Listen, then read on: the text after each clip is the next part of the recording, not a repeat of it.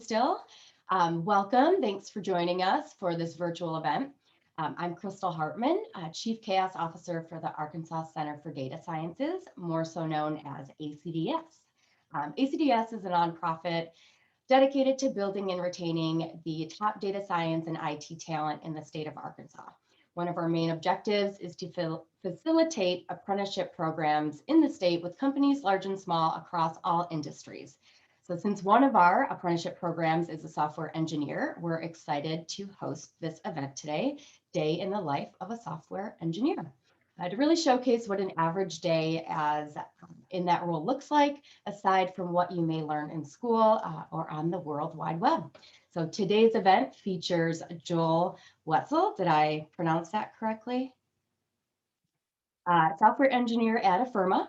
We're excited to have Joel share his expertise in and experience in software engineering. So if you have any questions during this discussion, feel free to drop them in the chat, but we'll also plan to open at the end for Q&A. And so now what we're really here for, what does a day in the life of a software engineer really look like? So thank you, Joel, so much for being here with us today. If you don't mind, by kind of starting just introducing yourself and sharing a little bit about your background, your company and your team. Yeah, okay. So my name is Joel Wetzel. I am a software engineer. My official title is Senior Architect at a company called Affirma Consulting.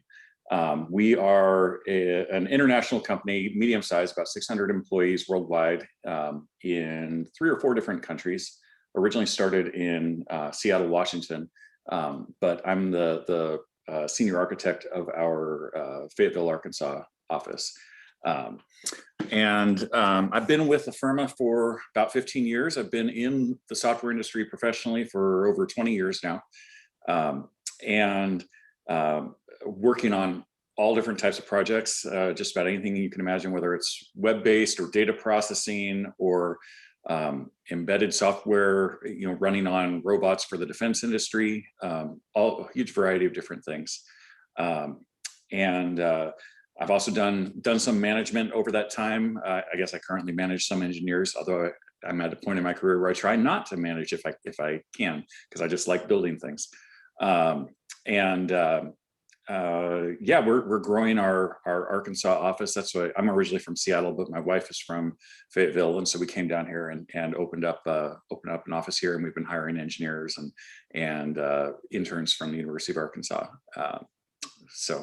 Our company, what we do, we're a consulting company. We'll build just about anything that a customer needs. I tend to work on custom software applications, so things completely fresh from the ground up. We use the Microsoft stack a lot, so C#, .NET, Azure Cloud, a lot of stuff based off that, a lot of JavaScript, TypeScript. But we do work with pretty much any language or technology you can imagine. So yeah, that's kind of the overview. Well, thank you. So the big question, typically draws everybody in. What is a typical day in the life of a software engineer? Sure. Yeah, so it's definitely about being adaptable, because new things come in every day that require you to learn and adjust. But there are a couple typical things. So we like to have check-ins at the start of each morning. If you've heard the term stand-up, we've kind of learned over the years that having giant meetings where you try to resolve everything isn't that productive. And so do quick check-ins at the start of the morning where everybody on a particular project goes over, okay, here's what I worked on yesterday, here's what I'm working on next, here's any roadblocks, so that we just know, is there anything that needs to be done in order to unblock people. And we call it stand up because sometimes we do it actually standing, and that encourages you to get it done quickly. Of course, now this past year everything's been done remotely, so we are doing things just like this all the time. So we tend to have our check-in and our stand-up meetings first thing in the morning. Try to get all the meetings out of the way early, because for software engineering, you need large blocks of uninterrupted time. Like our whole job is to think about things, and you build up this model of what your code is doing in your head, and get it all loaded in. Your head's like a little compiler. And if you get an interruption, sometimes that goes out and it sets you back. A 2-minute interruption can set you back 15 minutes. So you want these large blocks of uninterrupted creative time. So we try to get our meetings done early in the morning. We have systems for tracking our work, tracking the backlog of issues and tasks and things. And so we will, we'll basically look for, okay, what's the next thing? And then as far as getting the tasks actually done, generally it's design and architecture, and then coding, and testing. Depending on whether you're a senior engineer or junior engineer, you might be, that affects, how much you'll collaborate with others. The junior engineers, typically they'll come up with a design for a feature, and then they'll run it by me. And I'll give feedback and say, okay, go ahead and let's go out and build that. I do a lot more of reviewing other people's work. Although I really try and keep my hands in. I write code every day still. I find that keeps me healthy and happy and engaged in everything. So that was going to be my next question. And I apologize. I'm saying software engineer, and it is an architect. So what is different, kind of the difference between an engineer and an architect? So I am an engineer. Architect just means that it means that I kind of have oversight over an entire big system and a team of a bunch of engineers. And so at this point, I often, there'll be like, say, a task that's like fix up an issue on the user interface or of a tool that we're building. And I could work on that, but any of the junior engineers can get that done, and it's more efficient to have them do it and have me focus on big overarching issues where I need to have the picture of the entire system. Not every engineer needs to know how every part of the system works, but we do need an architect who knows the big picture and is keeping the whole thing in mind when, if a junior engineer comes and asks me about a small feature, I can give the bigger context for how that's going to affect other people's work. Okay. Makes sense. So kind of looking at the software engineer and someone that's coming in, what kind of attributes or skills make someone in that role successful?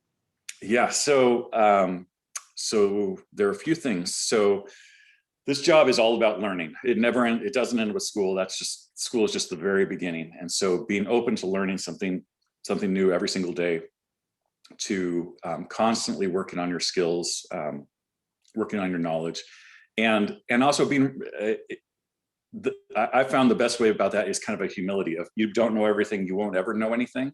You won't ever know everything. The trick is not to try and know everything and do everything perfect. It's every day, learn a bit more, make your code a little bit better than it was the day before.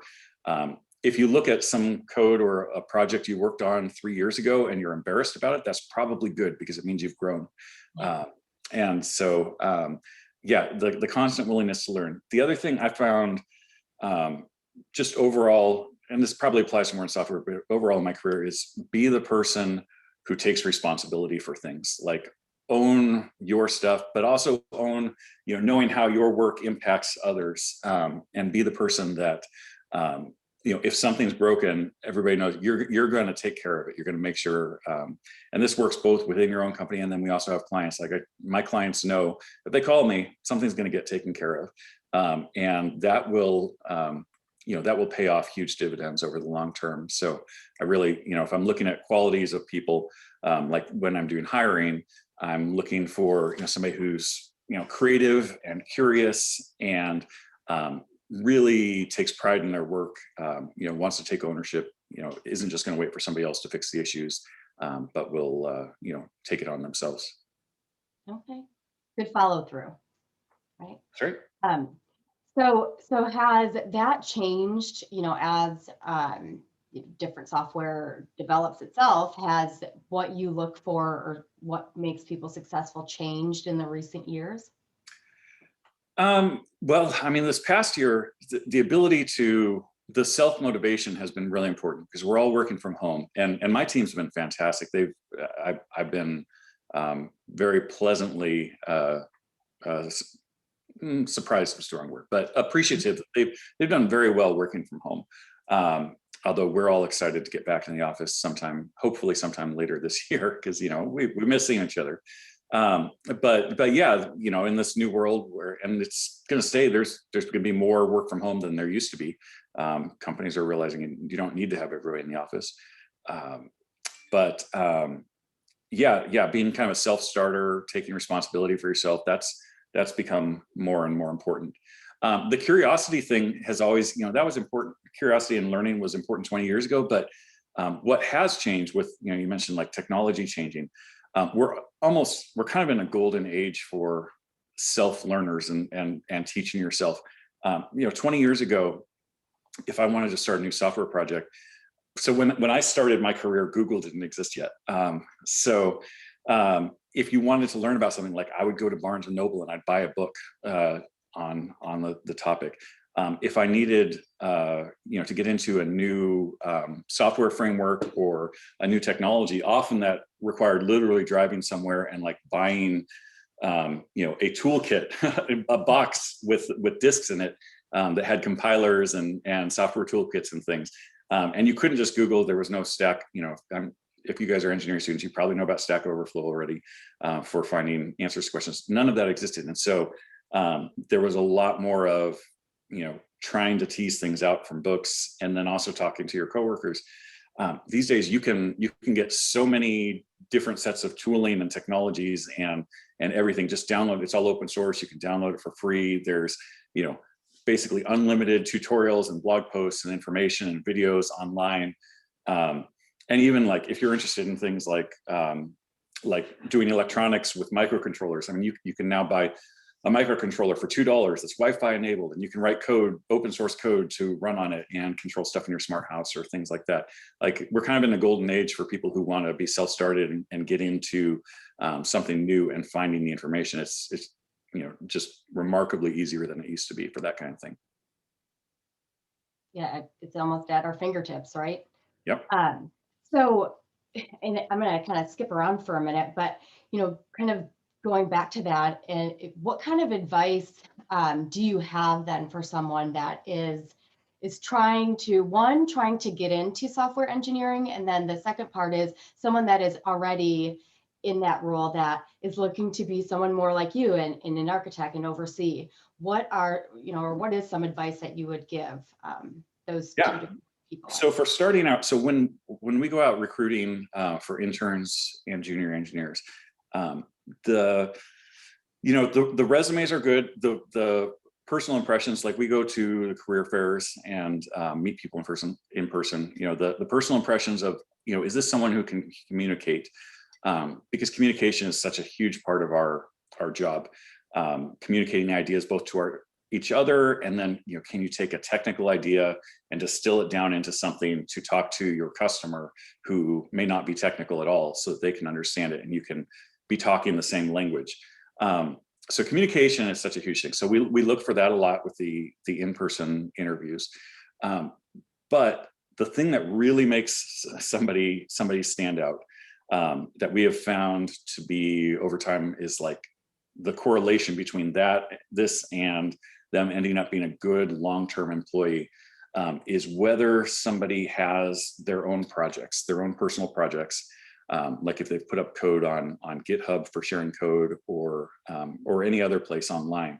The people who have their own projects and things they work on, it's showing that one, they're doing this, they're interested in this for its own sake. They're curious. They're not just trying to get a job. They actually want to be an engineer and they want to write code and build things. Also, that they've invested their own time, their own efforts into it, and that they're just curious about the world in general, because they probably wrote code to solve some kind of problem they had on their own. One of my engineers, the thing that really, I hired him as an intern, and the thing that really made him stand out during the interview process was he showed me the app, and he had made an app for his phone along with his brother, and the idea was they went driving on long road trips, and there were lots of apps that would give them weather at any point, or weather or directions, but he was wondering, okay, if I'm on a road trip 5 hours from now, I'm going to be at this place in Oklahoma. What will the weather be like then? And so they, like I said, there's so many resources out there now and APIs you can call to get that data. And so they made this thing that would plot out their route on the map and then figure out, okay, 1 hour from now I'll be here. What's the weather predicted to be 1 hour, 2 hours? I'll be here. What's the weather then? And show what the weather would be throughout the rest of their trip. That just showed me a huge amount of potential for this guy. That he had this idea for something. He was curious about it. He saw it through to completion. And yeah, he went straight to the top of the stack for interviews. So I would say we found over time that people who have, and it doesn't have to be something that big. Often I'll see people will put little utilities or things that they make on GitHub.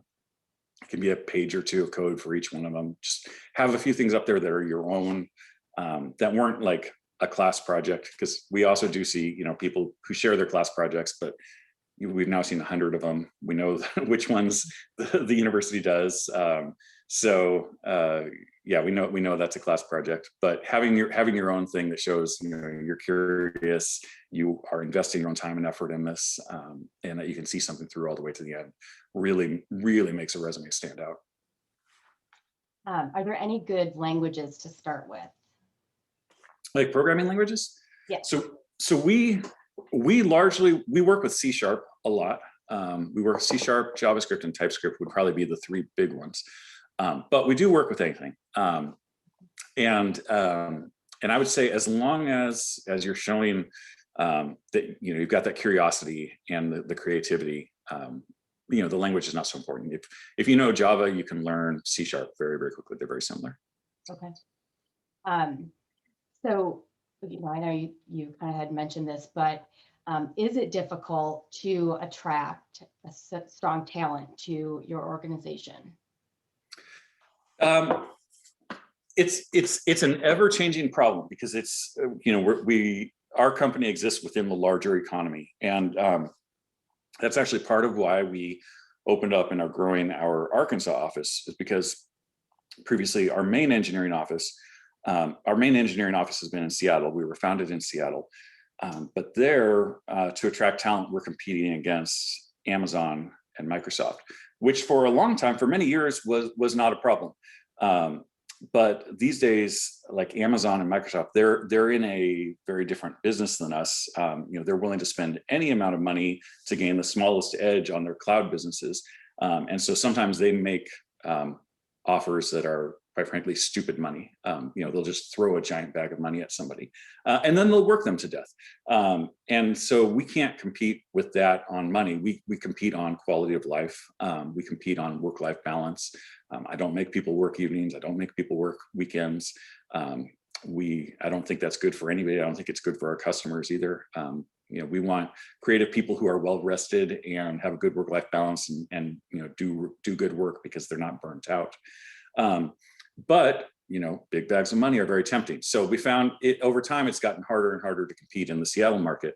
And so we branched out, and in Arkansas, we found that there was we think there are a lot of highly educated, well-trained people here who are looking around and maybe thinking, oh, to get a really good software job, I have to go to Seattle, or I have to go to San Francisco or New York or Dallas or something. And we saw that as a big opportunity, because you could work for Affirma in Arkansas and but be working on projects for our customers who are Microsoft and Nintendo and Facebook, and lots and lots of we have a whole bunch of Fortune 500 companies we do work for, and so you're working on interesting projects. But if you like Arkansas, if your family's here, you can stay here where the cost of living is good, stay near your family, but still work on interesting projects for these big companies. And so we really saw that as an opportunity, and it's worked out well. We've our office has been open for almost 2 years now, and we're up over 40 people here already. So that's great. Do you notice that the ones that any of the either new hires or applicants, is there a skills shortage? Is there like a commonality of something that they're kind of all missing, or some that you see more frequent? Not so much a skill shortage. When I've talked to professors, I've encouraged more C Sharp, because C Sharp and the Microsoft stack are so prevalent out there in the enterprise world. And I know a lot of universities have, for many years, have been really focusing on Java, but the Microsoft stack has really been a lot of large companies use Microsoft for everything. So I try and encourage, learn as much of, C Sharp, SQL Server, Azure, those things. You can make an Azure account for free. Microsoft will give you a free trial account and start hosting things in the cloud. Yeah, take a look at that stuff. So now, kind of putting back on your architect hat, what are some ways that, and you can go, what are some ways that Affirma adds value or impacts large businesses? So, yeah, so we are, let me think. Our goal is really customer satisfaction. That's like our number one value at all times, is keeping our customers very happy and solving real problems for them. So often our customers, they'll come to us with something like, hey, we have part of the solution. We build these things, but we want to monitor them. We need a big data monitoring platform in order to monitor them, tune them, look for faults and things. And right now we're having to go with some third party that built a proprietary thing, but they aren't giving us enough flexibility. They're keeping tight control over it. So we kind of want to build our own software platform to go along with that. And so that's actually a real case of what we're working on right now. So our goal is, evaluate, okay, what do you guys really need that this other thing wasn't giving you? Let's build you something that's customized just for your business. For this case, that means they can stop spending millions of dollars to license this other thing. They can be more efficient because they have a tool that fits their real business process, instead of being one that they're trying to shove it, a square peg into a round hole. It's really about helping their business processes run more smoothly, helping get their software to be a closer model to what their real business is, because software, it's all about these ideas where you're modeling the real world and modeling these processes. And if it doesn't quite match, you can have a mismatch. It creates a lot of friction there. So, and also sometimes about 10 years ago, we were tasked by a manufacturing company to build a 3D CAD system for them, because they actually had their sales engineers were drawing things on graph paper in order to figure out which of their parts they needed to put together to make this big system they were doing. And there was no off-the-shelf CAD system that was right for them. So sometimes we're taking something that like people are literally doing on paper, or often, gosh, we replace Excel so many times. Everybody always starts with Excel and it works great right up until it gets too big and it doesn't. So often somebody will come and say, hey, we've got this Excel thing. It's broken. Can you build a real system that can scale? This won't scale any further. So, we go from where people are spending a lot of time on paper or Excel and build a system that can automate a lot of that. I feel like everyone could use that then, because how many of us use Excel? And Excel is great right up until you get too big and it's not. Until it breaks. So before we open up for Q&A, just when you first were getting started, what is some advice that you wish you would have gotten before you got into this industry? Oh, wow. That's a great question. I would say work-life balance is important. Don't let anybody tell you it's not. And if you're young and you don't have family yet, sure, go for it. Work some extra weekends. If you think it's going to help your career progress. I certainly did at times, but often people get asked to do things and the payback never comes. So be really aware. Am I working for something to build my career when I do these long hours, or am I just giving free labor to somebody without any pay in return for it? Be really aware of the deal you're making when you do that, and don't burn yourself out. It's not worth it. most companies, I've been really fortunate that Affirma, for both me and other people, has cared when we got burnt out, and made sure we were taken care of and get into a role that was a good fit. But not every company will do that. Some companies, if they'll let you burn out and then they'll say goodbye. So just be real aware of that, and value yourself and your own health, both physical and mental. It's really good advice. I like to give that advice sometimes. I just never like to take my own advice. So, all right. So I cannot thank you enough for sharing this wisdom and insight with us. But we will open up for any questions that anyone has. I know there was one that came through. Is there an open source compiler that you could recommend? Open source compiler. Right. Well, shoot. I've been saying people should learn C#. So the .NET framework and C#, that's all, it's open source. You can download it for free, start working with it. Also, TypeScript, I think, is a fantastic language. If you're not familiar with it, it compiles to JavaScript, but it fills in a lot of the details of what JavaScript is missing that allow you to make really powerful things. So if you like to do web stuff with JavaScript, take a look at TypeScript, see what's going on there. But yeah, that's a lot of open source stuff.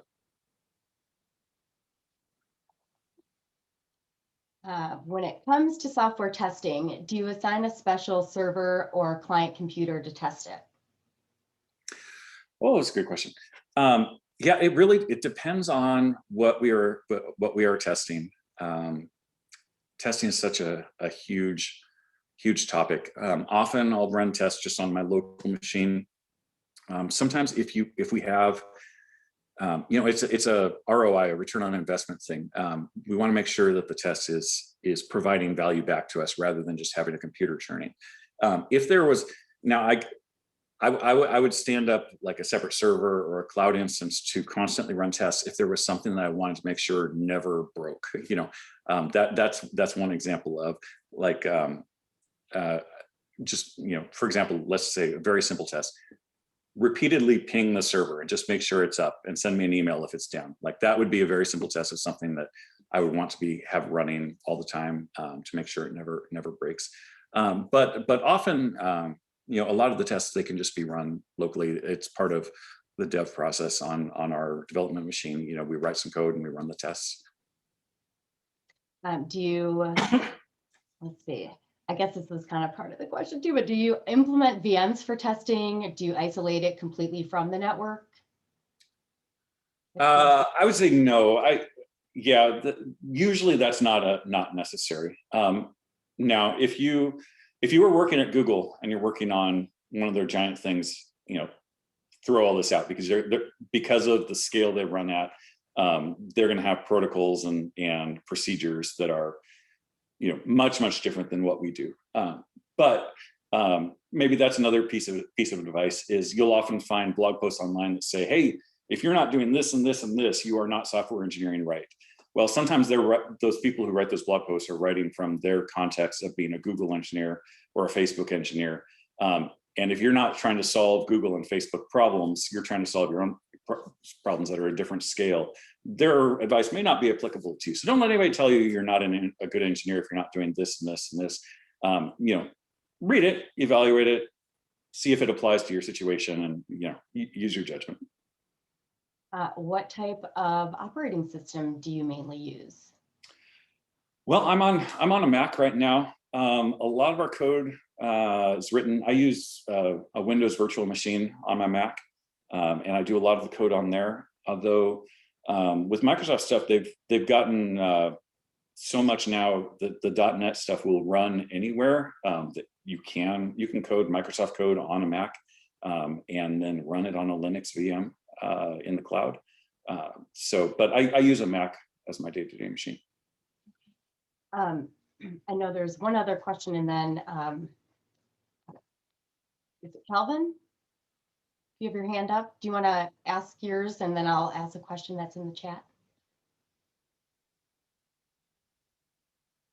Yeah, my question is if someone's coming to the IT field from a different background, and not completely just green, but coming from a background, what are some of the things that you might want to, I guess, think about? I know you don't want to bring in what you know before to it.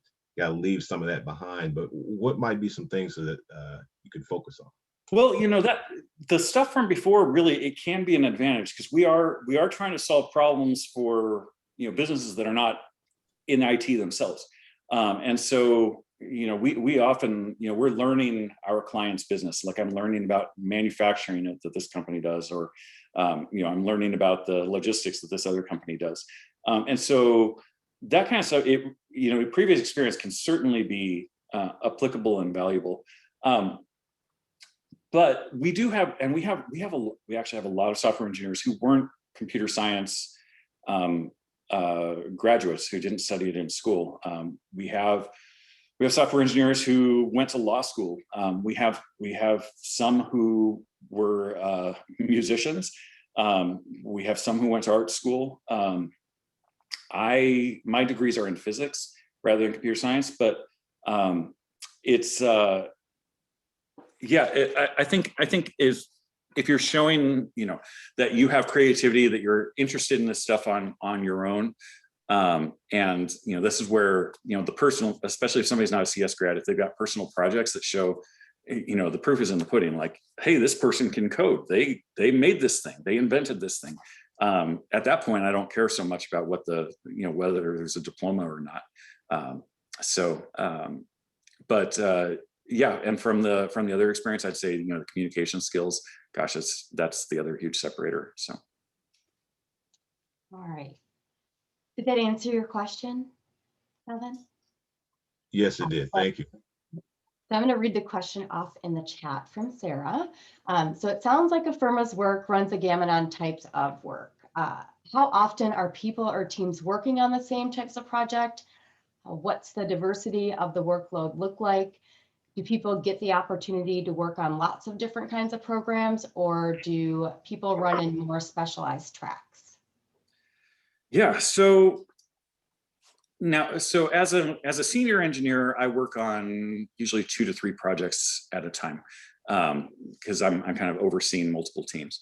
Most of the more junior engineers, they're generally working on one project at a time, sometimes 2. And you might be working on a project for 6 months or a year, but you're probably not on the same project for 5 years. It's going to bounce around. Now, some people do specialize. Some people are more generalists. Some people do specialize in things where the amount of time they might spend on one project is more limited, and so they'll bounce around between different projects more. So, for example, if somebody focuses on content management systems, those projects tend to be smaller, and so you might be working on multiple of them at a time, and you go from one to another. If you're somebody who's specializing in giant cloud data pipelines, that kind of thing, you might be real heavy into one project for a much longer time period. But yeah, we like to try and limit the number of projects somebody works on at a time, and keep some continuity, because it's the distractions thing. If you have 2 different project managers from 2 different projects asking you for things, they're going to interrupt each other, right? So kind of limiting that is a useful thing. That said, like I said, I want really creative, curious people. Creative, curious people get bored if they're doing the same thing for too long. So we try and keep an eye on that. If somebody's working on the same project for more than a year, and they're like, I really want to learn, I've been on this thing for a while, I want to learn new technologies. We're gonna see that as an opportunity, because we don't want to burn them out. We don't want them tired of it and looking for another company to give them new, interesting work on. And we want everybody to be constantly learning. So we do try and switch it up. That's great. Any other questions?